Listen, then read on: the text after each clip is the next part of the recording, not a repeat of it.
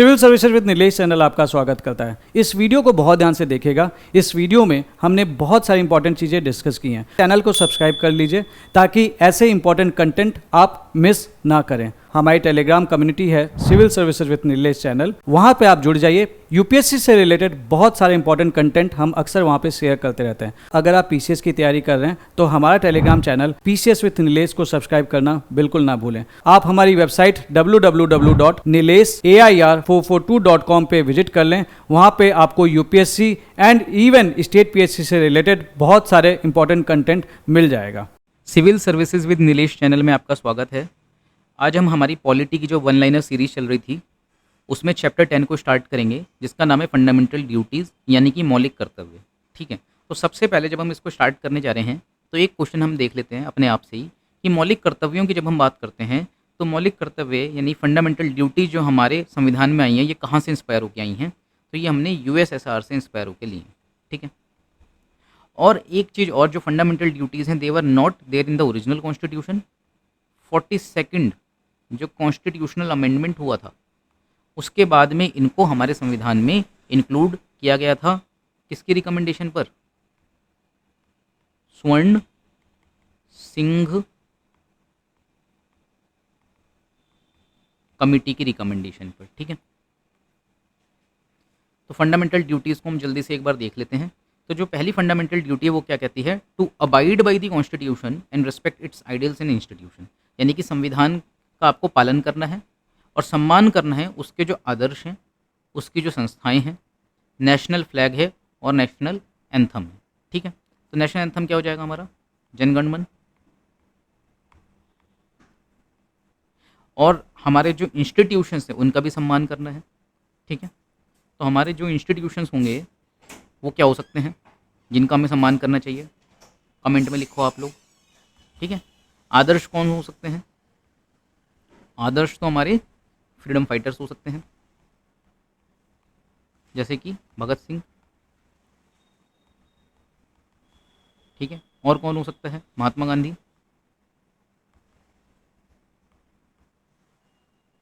थोड़े से हम लेस पॉपुलर नाम भी लिख सकते हैं यहाँ पे, जैसे कि श्याम जी कृष्ण वर्मा।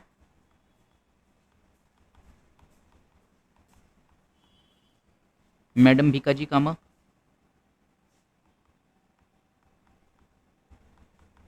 ठीक है, एनी बेसेंट, अंबेडकर जी। ठीक है, फिर दूसरा क्या था? To cherish and follow the noble ideals who inspired our national struggle for freedom, उसमें भी वही आ जाएंगे जो ऊपर बात हुई है। फिर to uphold and protect the sovereignty, unity and integrity of India, बिल्कुल ठीक बात है। ये हमारी ड्यूटी होनी चाहिए कि देश की संप्रभुता, एकता, अखंडता का हम क्या करें? उसको अपहोल्ड करें।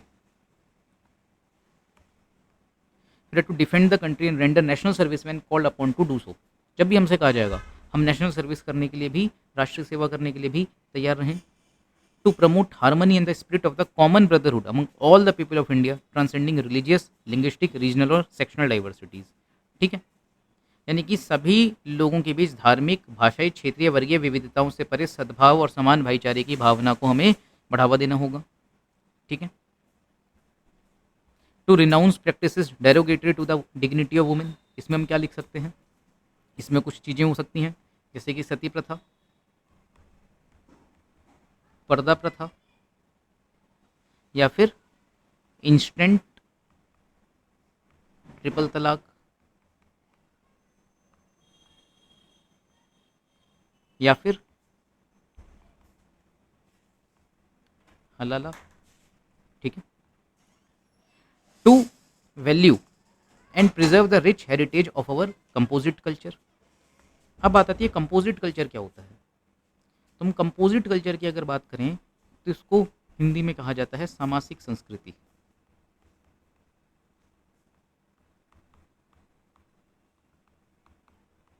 या फिर और सरल भाषा में बोले तो क्या देते हैं? गंगा, जमुना, तहजीब। ठीक है, यानी कि जो रिच कल्चरल हेरिटेज है हमारी, कंपोजिट रिच हेरिटेज है कंपोजिट कल्चर की, उसका मीनिंग क्या होगा? उसका मीनिंग होगा भाई कि we have the two cultures which are very different from each other, it can happen. और इंडिया में ऐसा है भी, because we have a lot of diversity. तो हमें क्या करना है, उस डिफरेंस को भी, उस कंट्रास्ट को भी रिस्पेक्ट करना है। It is a contrast and we need to respect that contrast. ठीक है, उसको रिस्पेक्ट करने के साथ में हमें दोनों को प्रिजर्व भी करना है, बचाना भी है। ठीक है, फिर to protect and improve the natural environment including forest, lakes, rivers, wild life and to have compassion for living creatures, यानी कि जो जीवित प्राणी हैं उनके प्रति हमारे मन में कंपैशन, करुणा का भाव होना चाहिए। हमें नेचुरल इन्वायरमेंट को बचाना है, जंगलों को बचाना है, झीलों को बचाना है, रिवर्स और वाइल्ड लाइफ को बचाना है। फिर हम देखते भी हैं कि हमारे सुप्रीम कोर्ट ने क्या कहते हैं, क्या माना है उत्तराखंड के, याद आया कुछ? उत्तराखंड के हाई कोर्ट ने क्या बोला है, रिवर्स को लिविंग एंटिटी का दर्जा दे दिया है आर्टिकल 21 के तहत। ठीक है, फिर to develop the scientific temper, humanism and the spirit of inquiry and reform. Scientific temper क्या होता है? साइंटिफिक टेम्पर का मतलब होगा कि आप में क्या होनी चाहिए, एक वैज्ञानिक दृष्टिकोण होना चाहिए।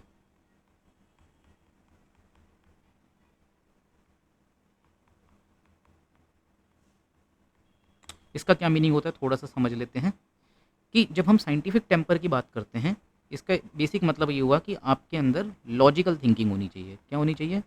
Logical thinking.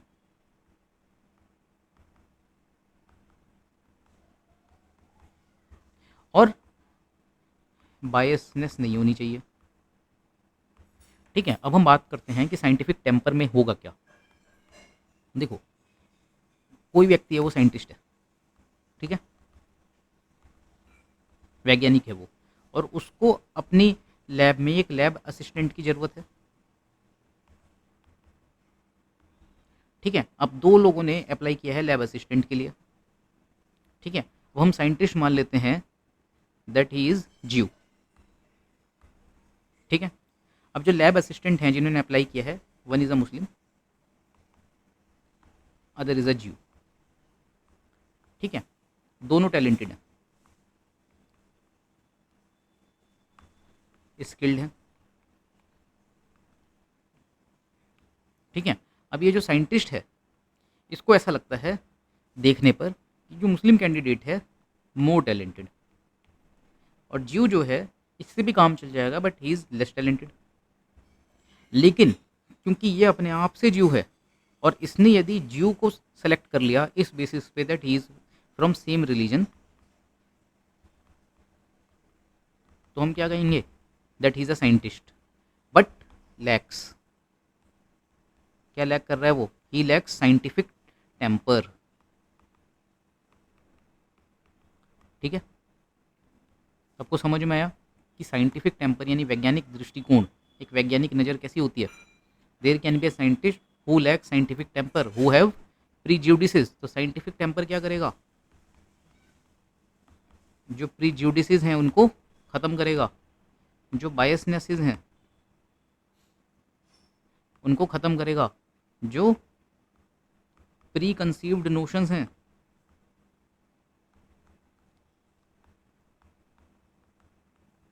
ठीक है उनको ख़त्म करेगा। ठीक है, एक स्पिरिट ऑफ इंक्वायरी हमें विकसित करनी है।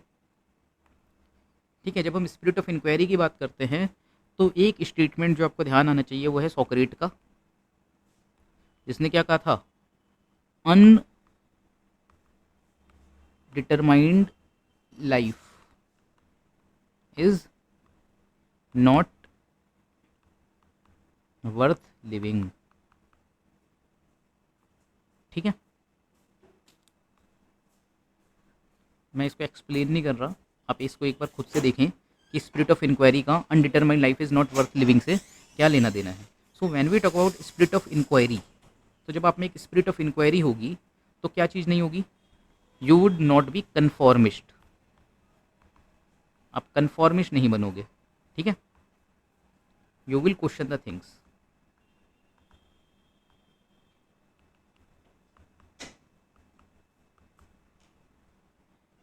फिर है to safeguard the public property and abjure violence, ठीक है।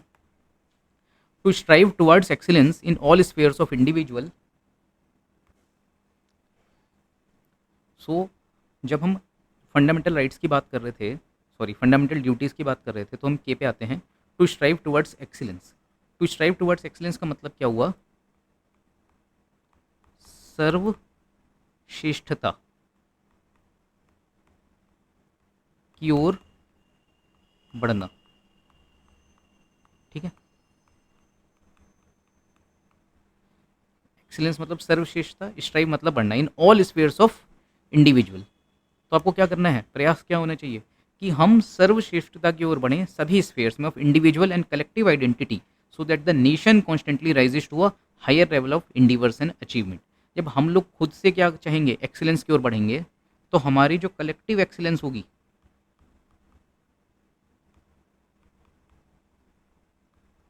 उससे जो नेशन है वो भी कहाँ बढ़ेगा, हायर एक्सीलेंस की ओर बढ़ेगा, और ज़्यादा से ज़्यादा अचीवमेंट्स हमें मिलेंगे, ठीक है।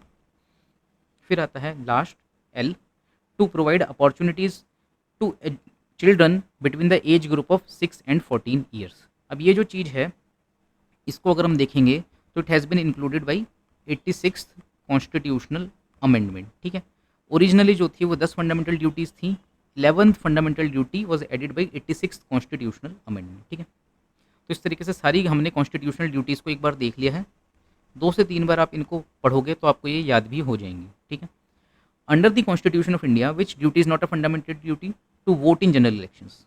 अभी हमने जो एल तक की फंडामेंटल ड्यूटीज़ पढ़ी हैं, वहाँ पे कहीं पे भी हमने नहीं देखा कि आम चुनाव में मतदान करना मौलिक दायित्व होना चाहिए किनका, नागरिकों का, ठीक है। फिर है which of the following statements is a true of the fundamental duties of an Indian citizen. A legislative process has been provided to enforce this duties.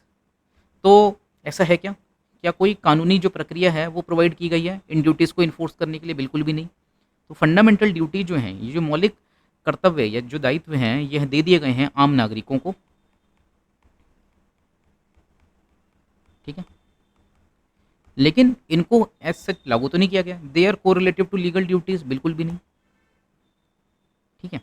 तो लीगल ड्यूटी से इनका कोई लेना देना नहीं है, तो नीदर वन नॉर टू हो जाएगा। फिर विच of the following provision is a part of both directive principles of state policy and fundamental duties. Protection of environment. Protection of environment की जब हम बात करते हैं, डीपीएसपी में ये आर्टिकल नंबर 48 से संबंधित है, ठीक है। 48 का कौन सा क्लॉज है, you have to search it yourself. फिर जब हम फंडामेंटल ड्यूटीज़ की बात करेंगे तो हम पढ़ के ही आए हैं कि भाई लोगों का ये दायित्व, यह है उनका कर्तव्य होना चाहिए कि वो पर्यावरण को प्रोटेक्ट करें। फिर under which articles of Indian constitution provision for fundamental duties has been made, article number 51A, ठीक है। जब हम आर्टिकल 51 की बात करेंगे, उसमें किसकी बात है, इंटरनेशनल पीस की बात है। और जब हम 51A की बात करेंगे तो उसमें फंडामेंटल ड्यूटीज़ आ जाती हैं। अब ये ए आया है यानी कि अमेंडमेंट, यानी संशोधन। It means originally it was not there and it has been included later. कब किया गया था, जब देश में इमरजेंसी लगी थी 1976 में, 42nd कॉन्स्टिट्यूशनल अमेंडमेंट के माध्यम से। The provisions relating to the fundamental duties in the constitution of India were added on the recommendation of Swaran Singh committee, ये भी हमने पहले ही पढ़ लिया था। फिर है who were the members of the स्वर्ण सिंह कमेटी। तो इनमें से कौन कौन से मेंबर जो हैं वो थे स्वर्ण सिंह कमेटी में, तो नाम आपको याद रख लेने हैं, एक बार रीड कर लो, याद रह जाएंगे। AR एंटुले, SS रे और CM स्टीफन, ठीक है। स्वर्ण सिंह कमेटी में ये लोग भी सदस्य थे। अगला क्वेश्चन आता है which statements regarding fundamental duties is not true, they can be enforced by writs. भाई हमको पता है फंडामेंटल ड्यूटी जो है, ये कर्तव्य हैं जो नागरिकों को बता दिए गए हैं, लेकिन उनको एज सच लागू नहीं किया जाता रिट के द्वारा। रिट के द्वारा किन चीज़ों को लागू किया जाता है, हमने पढ़ा है, रिट के द्वारा चीज़ें लागू की जाती हैं वो फंडामेंटल राइट्स को किया जाता है, ठीक है। क्योंकि जो रिट्स हैं उनका लक्ष्य क्या है, उनका उद्देश्य क्या है, राइट टू कॉन्स्टिट्यूशनल रेमेडी। और फंडामेंटल राइट का यदि कोई वायलेशन होता है then citizens can go to Supreme Court, article 32 के तहत और हाई कोर्ट यूजिंग आर्टिकल 226, ठीक है। So what is the fundamental duty in India? To value and preserve the rich heritage of our composite culture. अब ये हम ऊपर पढ़ के आए हैं कि what is the meaning of the composite culture. फिर what is the fundamental duty in India, ये हमने पढ़ लिया था। फिर the word to abide and respect under the provisions of article 51 of the constitution is concern to constitution, कि आपको भाई क्या करना है, पालन करना है और सम्मान करना है किसका? संविधान का। Simple. The fundamental duties of a citizen do not include duty to strive towards the abolition of untouchability. देखो, अनटचेबिलिटी को हमें खत्म करना है, ये चीज़ किस में है? फंडामेंटल राइट्स में है, आर्टिकल नंबर 17 में। फंडामेंटल ड्यूटी में ये नहीं है, ठीक है। Which is not a part of fundamental duty under the Indian constitution to help in organising village panchayat. अब विलेज पंचायत जो है, इससे संबंधित जो प्रावधान है वो किस में दिए हुए हैं? DPSPs में दिए हुए हैं, यानी कि directive principles of state policies में दिए हुए हैं, इसमें नहीं है, ठीक है। Who among the fundamental duties of citizens laid down in the Indian constitution, ठीक है। तो पहली चीज़ आती है to preserve the rich heritage of our composite culture. बिल्कुल, it is in the fundamental right to develop the scientific temper and spirit of inquiry. ये भी क्या है? ये भी फंडामेंटल ड्यूटी है। सॉरी, मैंने फंडामेंटल राइट बोल दिया था। These are in the fundamental duties. ये क्या है? मौलिक कर्तव्यों में आते हैं, ठीक है। साइंटिफिक टेम्पर भी हमने डिटेल में पढ़ा है अभी। To strive towards excellence in all spheres of individual and collective activity, ये भी आपका क्या है? फंडामेंटल ड्यूटी है। Which of the following is not a fundamental duty? To protect monuments and places of national importance, ठीक है। यह fundamental duty नहीं है। ये किस में आता है आपका? ये आता है DPSP में। कौन सा आर्टिकल है? आर्टिकल नंबर 49 है, ठीक है। It shall be the duty of every citizen of India to protect and improve the natural environment. अब ये जो स्टेटमेंट है कि हमें नेचुरल इन्वायरमेंट को बचाना है, the above statements refers to which of the following articles of the constitution of India. देखो, अब ये ड्यूटी हमारी, अब ये ड्यूटी है यानी कि फंडामेंटल ड्यूटी है, और फंडामेंटल ड्यूटी से संबंधित जितने भी प्रावधान है वो आर्टिकल नंबर 51A में लिखे गए हैं, ठीक है। 51 नहीं, 51 किसकी बात करता है? इंटरनेशनल पीस की, अंतर्राष्ट्रीय शांति की। लेकिन 51A किसकी बात करता है? फंडामेंटल ड्यूटीज़ की, ठीक है। अब ये टी हो जाएगा। The given statement is incorrect. Fundamental duties are parts of fundamental rights, बिल्कुल भी नहीं। फंडामेंटल ड्यूटीज़ फंडामेंटल राइट्स का हिस्सा नहीं है। Fundamental rights are in part 3 and fundamental duties are in part 4A। Part 4 में क्या है? DPSPs हैं, ठीक है। Which is not a fundamental duty to protect the monuments in places of public importance. यह फंडामेंटल ड्यूटी नहीं है। ये क्या है? ये DPSP है। कौन सा article? 49। How many fundamental duties are there in the Indian constitution? 11 है। Originally there were 10, 11th was added by 86th constitutional amendment act, ठीक है। उसके जरिए इसको जोड़ा गया था। Which is not provided in the part 4A of the Indian constitution to respect our parents and teachers. ये हमने फंडामेंटल ड्यूटी में कहीं भी नहीं देखा, ठीक है। Under the constitution of India which is not a fundamental duty to vote in public elections, ठीक। सार्वजनिक चुनावों में मतदान करना यह मौलिक कर्तव्य में नहीं आता, ठीक है। To uphold and protect the sovereignty, unity and integrity of India is a provision made in the fundamental duties. Simple है। सोवरेनिटी, यूनिटी और इंटीग्रिटी की बात हमें और किस में देखने को मिलती है? हमारे प्रियम्बल में भी, यानी कि हमें अपने संविधान की प्रस्तावना में भी ये पार्ट देखने को मिलता है।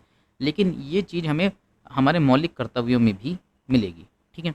तो इस तरीके से हमने चैप्टर 10 जो था हमारा, जो फंडामेंटल ड्यूटीज़ यानी मौलिक कर्तव्यों के बारे में था, उसको भी कवर कर लिया है। कुछ चीज़ें मैंने आपसे कही थी कि आपको कमेंट में बतानी है, खुद से पढ़नी है, आप उनको पढ़ते रहें, ठीक है। जो होमवर्क मैं दे रहा हूँ वो करते रहें और कमेंट जरूर करें, क्योंकि जब आप कमेंट करोगे then you will type those things और उससे भी आपको याद होगा, लर्निंग होगी। अब इसकी जो PDF है, अगर आप वो लेना चाहते हैं तो आप हमारी वेबसाइट जो है उस पर जा सकते हैं और उस पर आपको ये PDFs अवेलेबल होंगी, ठीक है। Thank you.